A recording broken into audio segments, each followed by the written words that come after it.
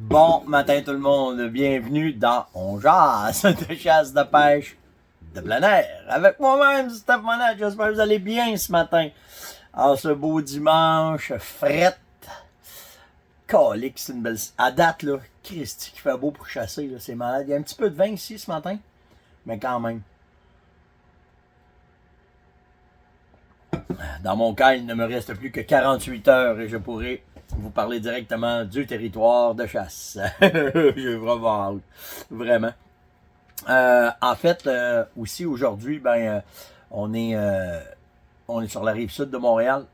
On est dans la région de Candiac. On va en profiter. On est en famille et avec des amis. On va aller faire une ronde de tir au pigeon d'argile à Roux-du-Roi. Je vais initier un ami là-dedans, là, puis on va avoir du fun. Naturellement, je travaillais vendredi et hier, donc on en profite aujourd'hui. Demain, je vais être au bureau en espérant que tout se place bien pour qu'on puisse partir après ça à la chasse. Mais quand même, demain matin, des bonnes chances qu'on aille à la chasse au canon. Fait que un dans l'autre, on va voir comment ça va aller. Ça va dépendre du X, puis qu'est-ce que le X va nous dire, puis ça va à peine qu'on décolle.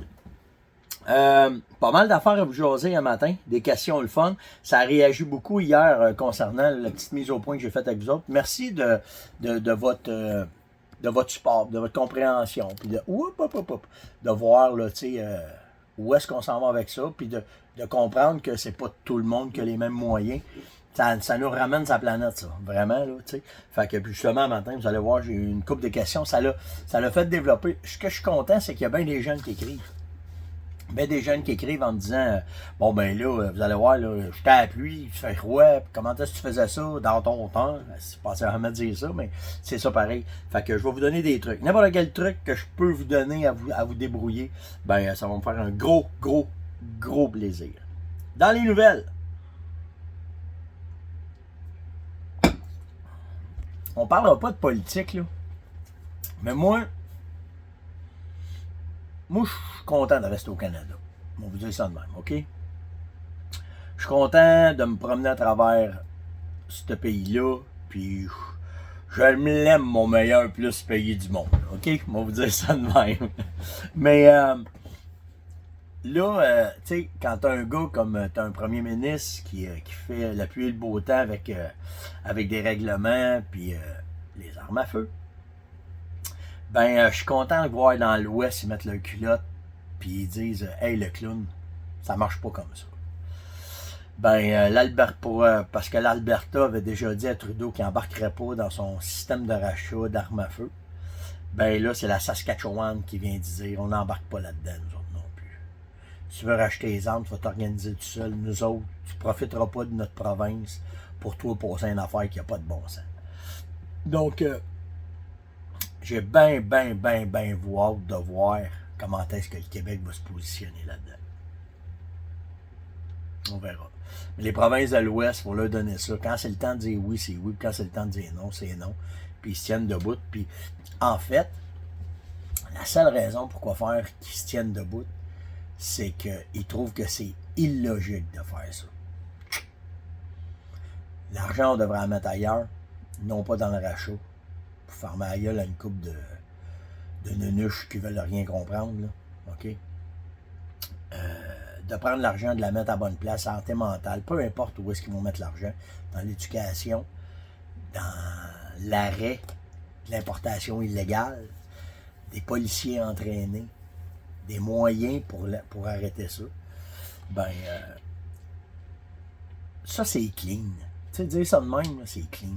L'Alberta dit non, le Saskatchewan dit non, ça n'a pas d'allure ce que tu fais, puis nous autres, on n'embarque pas dedans. Tu sais, en tout cas, fait que, on verra bien où est-ce que ça va nous mener, mais de voir que tu as déjà deux provinces qui s'opposent à ça, ça s'en va ça s'en va pas vers le bon bord, son programme. Puis, je suis bien content de ça. Moi, frère, vous autres, je suis bien content de ça. Dans un auteur d'idée, vendredi, il y a eu des livraisons d'armes. Tika a livré la majorité de ses bookings que j'ai su. Donc, les marchands qui encouragent la compagnie Tika ont reçu des armes. Donc, s'il y a des armes qui vous intéressent, on va vous donner un exemple. Là. Dante, La Tulipe, Sale ont reçu Probablement les autres aussi, là, je ne suis pas au courant de tout le monde. Mais j'ai su qu'il y a un conteneur d'armes qui est arrivé, d'armes de chasse, puis que là, ils se sont dépêchés à les livrer dans les boutiques. Fait que là, vous avez vos boutiques de chasse et pêche préférées qui devraient avoir des modèles qu'on pensait pas avoir. Donc, autrement dit, ça vous donne du choix. Fait que Tika a fait leur job. Ça ne veut pas dire que ce pas des armes de l'année passée qui avaient été commandées ou peu importe. Mais là, il y a du stock. Fait que si vous décidez de vous acheter une arme, si vous voulez avoir du choix, demandez Tika, vous allez voir qu'est-ce qu'ils ont en magasin, comment est-ce que c'est. Mais pas mal. Puis le pire, c'est que il y a des boutiques, il y a quelques boutiques que j'ai parlé qui m'ont dit pas sûr qu'on va en parler parce qu'on le sait que ça va partir déjà vite. Fait que si vous pensiez faire des achats, allez voir, poser des questions. Mais j'ai su ça à travers les branches que il avait livré. Salutations ce matin, en particulier à Sean, jeune homme qui commence à chasser, il est avec son père. Puis peu importe les erreurs, mon homme, peu importe comment est-ce que c'est, apprécie le temps, puis amuse-toi. Ça veut pas dire que ça marche à tout coup, c'est pas comme dans un jeu vidéo la chasse, mais vraiment de savoir que tu apprends, tu es avec ton père, que vous faites des erreurs, qu'il n'y ait pas d'erreur qui se fait, que vous observiez du chevreuil, de voir que tu t'intéresses autant à ça, ton père voulait le souligner, puis ça me fait plaisir de passer à travers, qu'il passe à travers le show pour te dire, mon homme, lâche pas, tu vas avoir du plaisir. Puis c'est une question de patience, la chasse, puis ça va arriver. Dis-toi une affaire, ça arrive tout le temps quand tu prends le temps. C'est comme ça que ça fonctionne à la chasse. Une question de Alain. Alain m'a posé une maudite bonne question. Il dit, Stéphane, il dit, on entend parler de plus en plus que les cheptels baissent. Il dit ça, il dit, c'est coûte que coûte. Il dit, mais comment ça se fait que là, ça s'en va tout sur le mauvais bord? As-tu, depuis les 10 dernières années, y a-tu de quoi qui fait que... Garde bien ça, mon chum. La raison, là, c'est qu'avant, ça pouvait être un facteur qui faisait qu'il arrivait de quoi, puis les autres se mettaient pas ensemble, puis c'était pas si pire. Je vais te dire ça de même. Mais là, si tu mets tout ensemble les facteurs qui peuvent faire mal à un cheptel, exemple, des coupes forestières intensives qui enlèvent les dortoirs, qui enlèvent la nourriture, une prédation, coyote, loup, ours, plus intense. T'embarques là-dedans des maladies, CWD, les tiques pour l'orignal, le blue tongue pour le chevreuil qui s'en vient. Ça s'en vient, c'est à nos portes, ça, là. OK? Après ça, pression de chasse, plus de chasseurs. Gros hiver, des gestionnaires qui prennent pas le temps d'analyser puis de replacer les lois pour aider. Puis là, ça arrive tout en même temps. Bang! Ça se met à descendre. Pas plus compliqué que ça. Vraiment pas plus compliqué que ça. Fait que tu sais, il y aurait-tu de quoi faire là-dedans? Tout part de la gestion. Si la gestion est trop lente à réagir aux hivers, à la pression de chasse. Aux maladies, les tiques, c'est pas si peu. OK, ça, on peut vivre avec ça, on est capable. Ça, c'est un cycle de la vie. Il n'y a plus de trappeurs. Puis qu'en plus, les coupes forestières lâchent pas. Le troupeau ne peut pas passer à travers ça. C'est simple de même. Fait que ça va être à nous autres de voir comment est-ce qu'il peut s'arranger. On va laisser passer les élections. Puis après ça, on verra qui va être notre ministre, puis comment est-ce qu'on va pouvoir jouer là-dedans.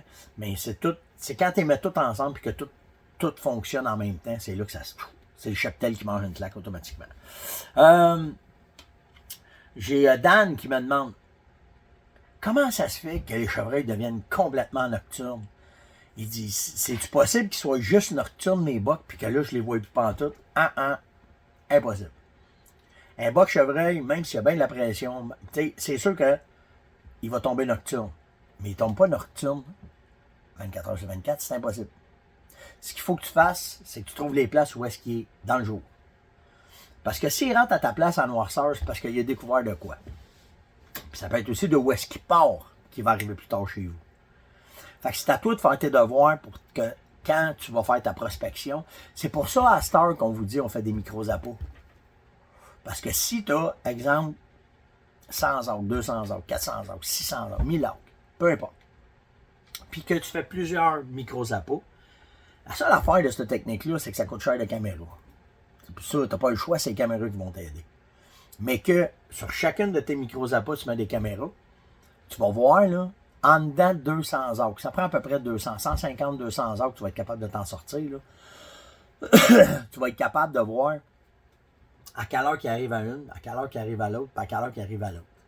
Puis celle qui arrive à clarté, c'est là que tu t'en vas, c'est là que tu vas chasser. Mais quand il part, puis tu sais, on parle des dortoirs. Tout le monde pense à un dortoir, ça va être sale, c'est du conifère. Puis... Un bon dortoir, là, c'est quand il y a tout en même temps. Une place qui est très sale, il y a de la bouffe, il y a de l'eau, il y a des arbres pour scraper. S'il y a tout ça dans le même trou, là, ça va y prendre du temps à 6 balles avant de sortir de là. Puis c'est là qu'il va se lever en plein jour. C'est là qu'il va faire juste ce qu'il y a à faire. Un scrape, il va manger, il va boire, il va dormir. Puis quand la noirceur commence à poigner, il va se mettre à descendre puis s'en aller vers ses chums, vers ses femelles, d'un champ, d'un bûcher. Mais il y a des places qui sont dans le jour, en plein jour. C'est ta prospection, je vais te le dire, c'est le seul moyen que tu as. Est-ce qu'ils sont complètement nocturnes? Impossible. Impossible qu'un box soit complètement nocturne. C'est à toi de le trouver. S'il y a de la pression de chasse. T'sais, ils savent, là. Ils savent où est-ce que ça se passe. Surtout les grandes places, on va dire les grandes places de réunion, où est-ce que tu as bien de chevreuils qui se ramassent en même temps, les gros bugs vont arriver normalement en noirceur parce qu'ils savent que les prédateurs sont là, puis ça va arriver comme ça. C'est simple de même. Simple comme ça. Tu fais. Ah là, on rentre dans le code vraiment. Je vais juste vérifier là. OK. Ah, c'est bon. OK, on y va. Tu fais comment pour te protéger de la pluie? OK, je suis un jeune. J'ai pris des notes. C'est OK. Il me dit, c'est Adam qui s'appelle. Il dit, je commence à chasser. Tu fais quoi quand il pleut toute la journée puis que tu dois te cacher à la pluie? J'ai 23 ans. Je suis encore à l'école. Puis il dit, je chasse avec ma Civic. Inquiète-toi pas, mon gars. Moi, je chassais avec une Tercel. Fait que quand on va en tête avec ça, même avec un. À l'époque, je chassais avec un Taurus. Ça, c'était drôle. Là.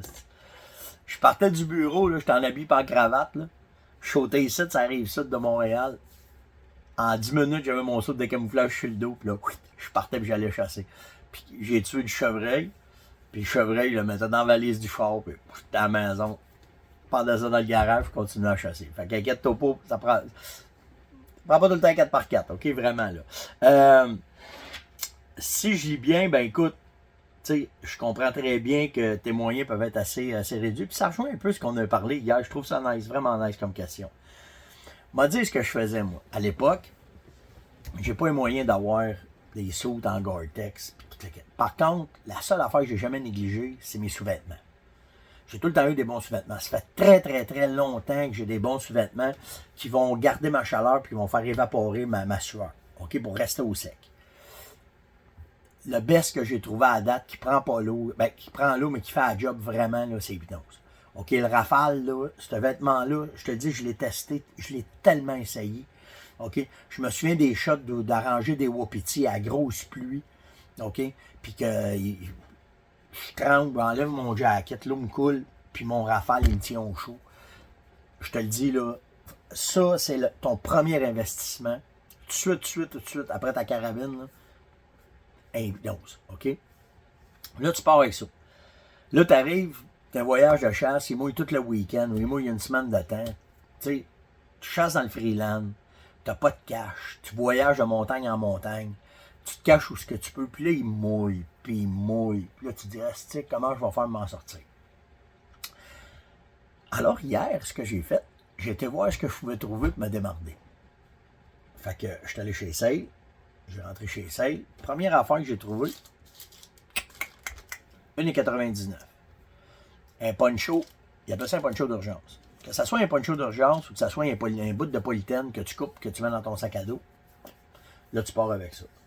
L'autre affaire qui est importante, ce que je fais, c'est que s'il est pour me mouiller sa tête toute la journée, bien ça, tu as deux choix. C'est ça que tu te le mets sur toi. L'avantage d'une affaire la même, en fait, j'ai fait longtemps avec un sac à vidange aussi, c'est que l'eau va tomber là-dessus, mais vu qu'il y a de l'air qui passe en masse dans ton poncho, ben, tu n'auras pas trop chaud, là, OK? Tu passes la tête ici, là. OK? Alors, je dois être beau en essai matin, là. Tu sais, tu passes ça de même. Fait que là, ben, au moins, tu closes ça ici. Puis, la beauté, c'est que l'eau passe. Mais, tu ne te feras pas des heures de même. Fait que moi, ce que je faisais, je me traînais un bout de polythène dans ce genre-là. Puis, tu prends le bout, tu viens pogner la petite corde de même. Tu l'attaches, puis tu te le mets au-dessus de la tête. Fait que tu t'assis à terre, puis tu te fais un tarp par-dessus toi pour que l'eau tombe dessus, l'eau coule, elle ne coule pas dessus. OK? Mais j'ai trouvé de quoi? Le problème, c'est qu'attaché de même, ça déchire, puis ça t'offre pas longtemps, puis il y a une petite patente qui se vend, ça coûte rien. Je te dis, ça a coûté 3,49. OK? Tu viens pogner ça de main. Fait qu'en fait, ce que tu fais, c'est que tu viens mettre comme ça. Tu viens mettre ça ici. C'est deux bidules ensemble, OK? Puis ce que tu fais, ça rentre un dans l'autre comme ça. OK? Fait que tu tires dessus, ça donne un espace. Tu viens mettre ton polythène, ton plastique, ton bout de tente, puis tu vas le pousser. OK? Là, tu peux l'attacher. Là, ça tient. Ça, là, tu vas t'offrir longtemps. Ils servent de ça pour les tentes, les tarps bleus qu'on voit là, chez Canadian Tire ou n'importe où. Tu vas pouvoir le tenir avec ça. Fait que là, tu es capable de te faire un abri temporaire. Ça fait du bruit, casse-toi pas la tête. OK? Si tu le mets au-dessus de toi, tu mets une coupe de branches de sapin par-dessus. OK? Souvent, moi, je mettais du cèdre parce que le cèdre, c'est doux. OK? Je mettais du cèdre par-dessus. Ça empêche le flacotage. Tu vas pouvoir t'offrir un 6 bols de bout. C'est pas parfait. Mais au moins, moi, j'ai tout le temps dit que t'es mieux d'être assis dans le bois que d'être assis dans le camp. Puis pour être assis dans le bois, si t'as pas les équipements pour t'offrir des heures et des heures, puis même dans le bois, des heures et des heures, là, à un moment donné, là, ça prend de quoi? Parce que l'eau qui tombe tout le temps dessus, tu pourras pas t'offrir. Ça, c'est le moyen A écono. Après ça, tu peux aller en augmentant. OK? Tu as des toiles que tu peux acheter dans ce genre-là.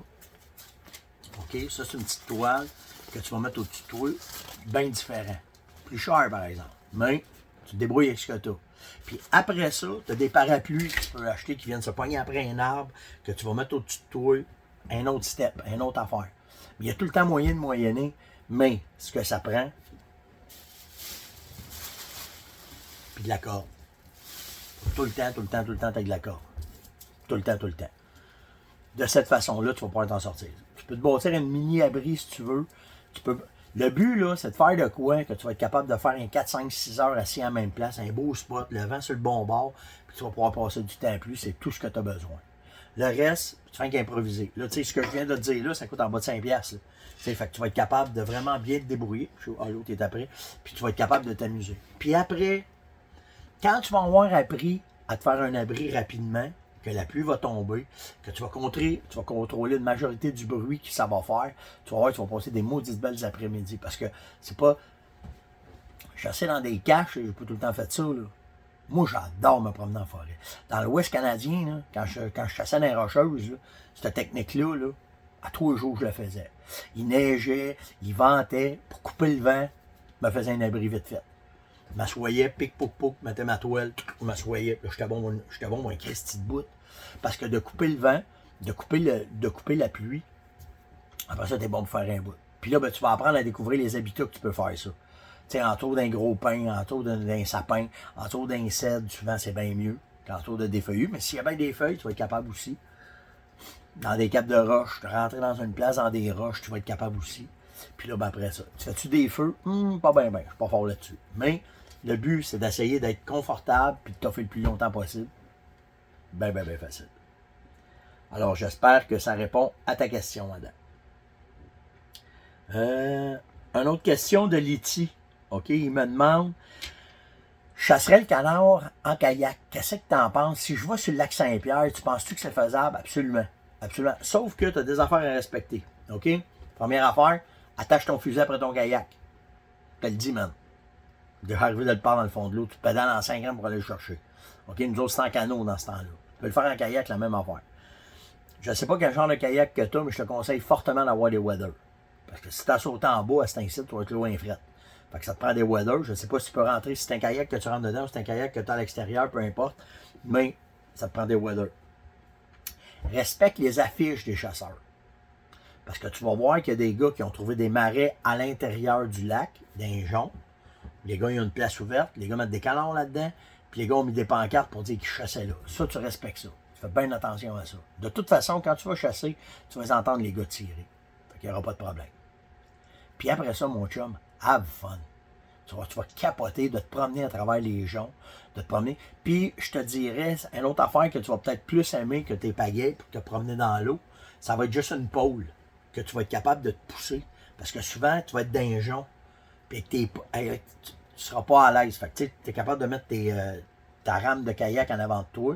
Puis juste avec une petite pôle, tu vas être capable de te pousser, rentrer dans un jonc. Puis là, mon gars, ça décolle direct en avant de toi. Tu vas capoter, tu vas avoir du fun au fond. Fait que, oui, c'est possible, en autant que tu respectes les chasseurs, puis que ça soit sécuritaire. Un, pour ton fusil, pour pas perdre ton fusil. Deux, ben que toi, si t'as à débarquer, ça te prend des waders, puis le faire. Nous autres, on a fait longtemps avec des bateaux, on l'a fait avec des kayaks, pas des kayaks, mais des canots, mais à pied, rentrer dans un jonc, de l'eau à la taille, marcher, le canard, on lève à 4 pieds en avant de toi, poum poum, puis tu fais ta chasse, là. OK? C'est la beauté du lac Saint-Pierre. Par contre, respecte les autres chasseurs. Tu vas les entendre tirer, tu vas les entendre, tu vas, hey, je m'excuse les gars, je savais pas que vous étiez là, tu t'en vas ailleurs. Il y a de la place pour tout le monde. En tout cas, quand moi j'allais, il y avait de la place pour tout le monde. Donc, oui, tu peux t'amuser avec ça, mon cher Liti. C'était long jase de ce matin. J'espère que ça répondait à certaines de vos questions. Hey! J'ai trouvé ça. 19,99, la fameuse lampe que je vous parle pour checker votre UV, là, ça s'appelle une lampe UV, justement. OK, lampe de poche UV, tu pognes ça, tu es capable de checker ton UV de ton vêtement. Fait que ceux qui en cherchaient, ben j'en ai trouvé, là, il y en avait chez ça hier. Donc, petite patente bien le fun pour vérifier vos vêtements. Si vous avez des questions, ça fait plaisir d'y répondre et de jaser avec vous autres, j'ai tout le temps bien du fun. Likez, partagez, invitez. Likez, s'il vous plaît, c'est important. Juste en bas, là, likez. Faites des likes si vous aimez le show, pour encourager le show, pour supporter le show. Allez-y. Puis je t'avais là, demain matin, on va être en live avec vous autres. Demain matin, on pourra être en live ici. Ben, les internets sont slow. Fait que passez une excellente journée. Faites attention à vous autres. Likez, partagez, invitez, surtout commentez. Puis on se voit demain matin. Ciao!